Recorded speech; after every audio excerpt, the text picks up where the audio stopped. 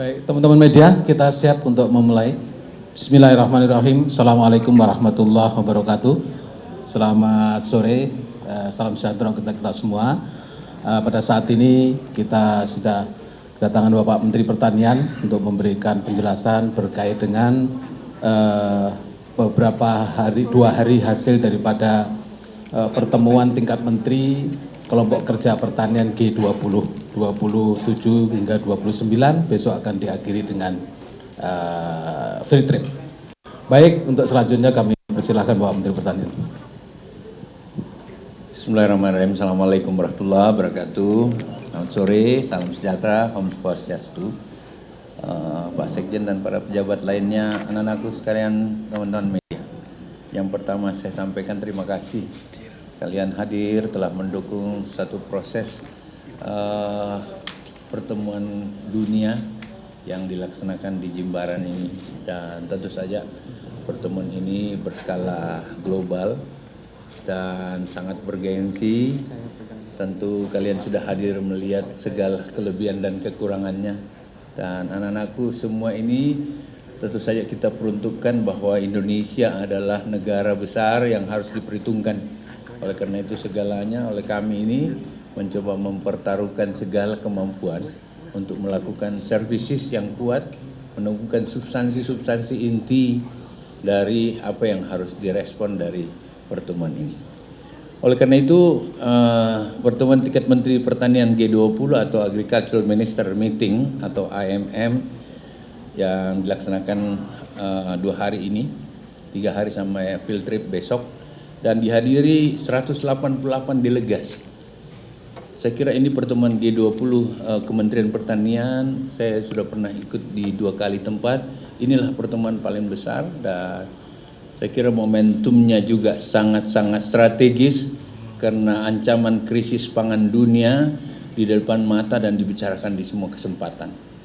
Kita baru selesai COVID dan kemudian dihantam oleh climate change, cuaca yang tidak menentu, dan kemudian ada ketegangan geopolitik di mana-mana, membuat rantai pasok perekonomian terutama pangan bersoal, dan G20 hari ini melakukan pertemuan-pertemuan itu untuk menentukan seperti apa G20 akan mengambil sebuah kebijakan untuk menjamin tidak makin buruknya situasi yang ada. Kita berharap hasil ini akan mampu menjadi solusi-solusi dari tantangan-tantangan global yang berkait dengan food security, resiliensi, maupun sustainable pertanian yang ada. Kita harus bisa mengatakan bahwa apapun kondisi alam yang ada, suasana yang alam, masalah pertanian adalah masalah yang sangat penting.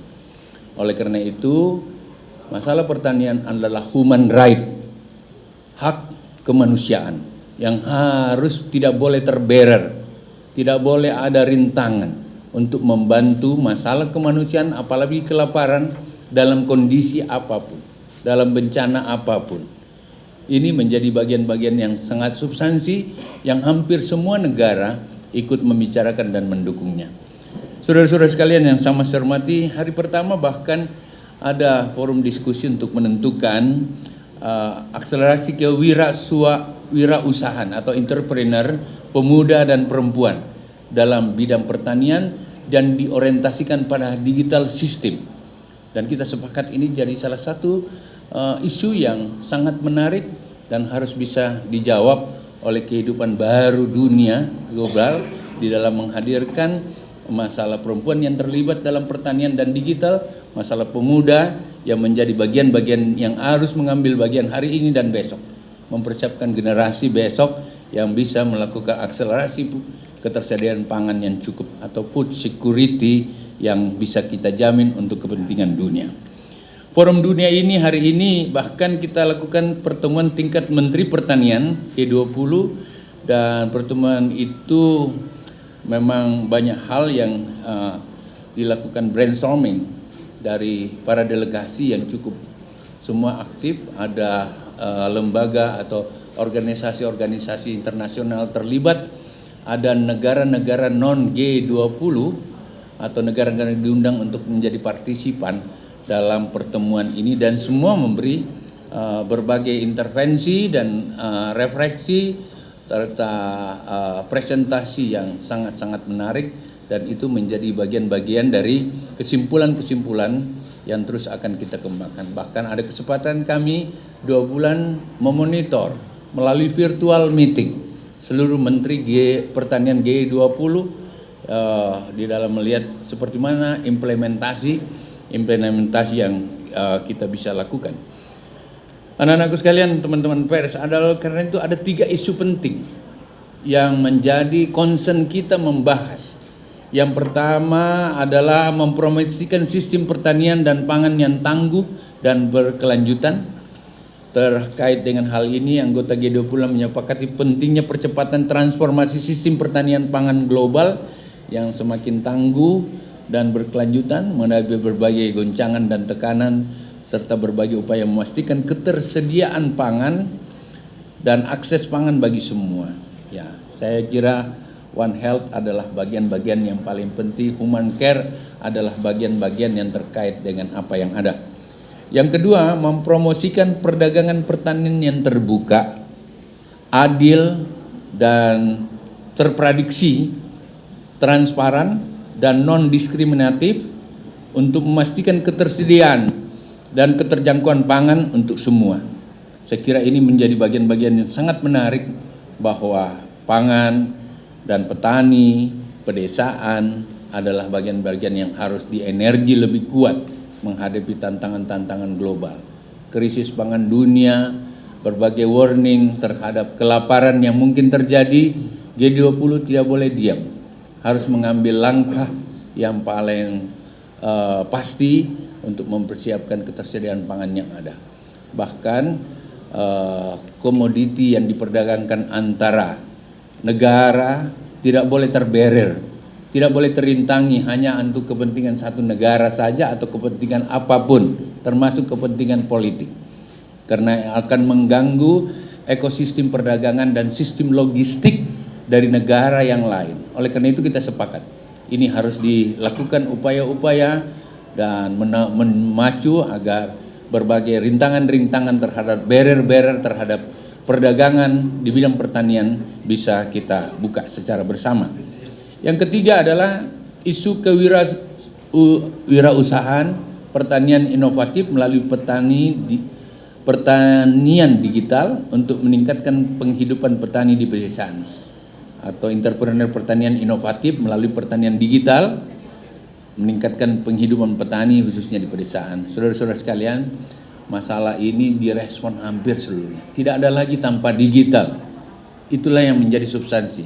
Oleh karena itu, pertanian harus dapat dipacu oleh seluruh anggota G20 dan kepada masyarakat dunia, bahwa digital system menjadi sesuatu yang lebih efektif, lebih efisien, lebih cepat, lebih akurat, dan langsung bisa digunakan untuk berbagai aspek, baik untuk melihat secara teknologi atau pendekatan-pendekatan kesisteman terhadap budidaya pasca panen, maupun dalam meng-create market bagi dunia. Digital menjadi sesuatu, teknologi menjadi penting, mekanisasi menjadi penting, tetapi tetap bijaksana terhadap manusia atau rakyat yang banyak. Artinya teknologi jangan juga kemudian mengabaikan manusia yang begitu banyak di beberapa negara yang ada. Oleh karena itu penerapannya secara bijaksana menjadi sesuatu yang kita putuskan bersama dalam pertemuan G20 ini. Intinya, you do the digital or you lose it or you die. Kau pakai digital atau kau kehilangan kesempatan dan peluangnya. Kau pakai digital atau kau tertinggal dan kemungkinan kau mati dengan sendiri. Oleh karena itu digital system menjadi bagian-bagian dari arah. Ada 3 isu inilah yang mungkin kalau ada teman-teman pers ingin mendalami, mohon sekjen dan para dirjen bisa menjawab ini by item. Silakan aja para dirjen eselon 1 bisa menyampaikan 3 isu itu seperti apa sebenarnya di Indonesia sudah dilakukan. Misalnya pelibatan pemuda, petani milenial. Mungkin Prof Badan SDM bisa bicara, Litbang bisa, varietas yang dipakai untuk menghadapi sustainable dan yang terkait dengan ketahanan pangan yang ada. Dijawablah para dirjen-dirjen semua, dan ada. Oleh karena itu tidak berakhir dari hasil ini. Kalian masih punya waktu, anak-anakku sekalian, kapan lagi kamu bicara dengan sebuah hasil yang seperti ini. Kita tidak boleh mengabaikan kondisi dunia yang lagi kontraksi ini. Oleh karena itu saya berharap tentu saja penyikapan dari G20 ini tidak hanya untuk Kementerian Pertanian. Tidak ada yang bisa berjalan sendiri. Ya, kolaborasi, network menjadi bagian-bagian untuk mensolusi tantangan yang tidak linear, tantangan yang sangat unpredictable karena cuaca ya, karena dampak COVID yang belum pulih sepenuhnya, termasuk pada masalah-masalah yang dihadapi oleh Indonesia sekalipun. Oleh karena itu kita berharap semua yang hadir dalam G20 ini betul-betul bisa terkesan dengan pelayanan dan berbagai hasilan dari G20 ini. Mereka bahkan hari ini sebentar diajak untuk melihat keindahan Bali, diajak untuk ikut menari kecak, menari kecak yang ada di Bali. Tentu ini interaktif sekali, dan besok ada field trip di mana melihat heritage pertanian teras yang dijaga oleh dunia, dan mereka akan menggunakan mobil terbuka ATV untuk sama-sama melihat apa yang kita miliki.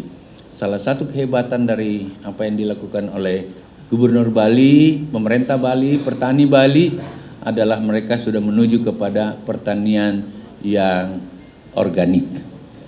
Jadi dengan demikian apa yang ada di sini tentu bisa meyakinkan dunia bahwa kita siap menghadapi berbagai tantangan yang pasti akan tidak sedikit, tidak sangat besar dan membutuhkan kerjasama.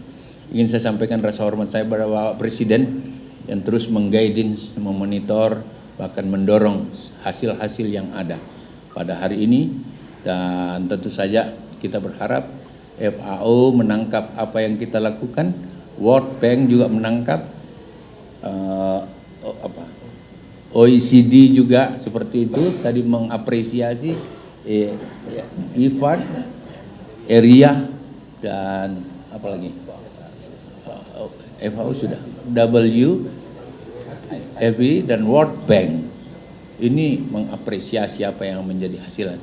Teman-teman pers, segera saya berharap kalian juga bisa melakukan dialog sama mereka, minimal mendapatkan statement seperti apa menurut pikiran mereka semua. Ini lembaga dunia yang saya kira memang sangat patut untuk menjadi referensi kita semua, termasuk teman-teman pers. Kurang lebih saya mohon kalau ada yang mau nambahkan silakan. Itu yang dapat saya sampaikan. Terima kasih, sekian. Assalamualaikum warahmatullahi wabarakatuh. Waalaikumsalam. Terima kasih Bapak Menteri, saya kira sangat komprehensif. Teman-teman pers sekarang bisa mengelaborasi, silakan. Mungkin sebelumnya saya tambahkan, mohon izin Pak Menteri, jadi Pak Menteri sudah sampaikan di dalam pertemuan, dari 22 paragraf komunike, sudah 21 paragraf disepakati dengan sangat berhasil, dengan sangat sukses. Karena kita melewati berbagai pertemuan. Yang pertama adalah pertemuan tingkat eselon 1, tingkat deputi 1, deputi 2, kemudian ada pertemuan intersession, kemudian juga kemarin kita laksanakan, hari sebelum kemarin kita laksanakan namanya adalah Agriculture Deputy Talk, kemudian Global Forum, kemudian dilanjutkan dengan pertemuan tingkat menteri pada hari ini, dan kita menghasilkan 21 paragraf yang sangat implementable. Itu kira-kira tambahan kami. Di samping itu juga ada tambahan-tambahan yang berkait dengan bilateral meeting atau one-to-one meeting. Pak Menteri sudah melaksanakan berbagai hal, dan kami di tingkat deputi juga demikian, melakukan komunikasi dengan anggota G20 untuk menghasilkan draft komunike yang akhirnya menjadi chair summary yang sangat masif. Saya kira itu tambahannya. Terima kasih.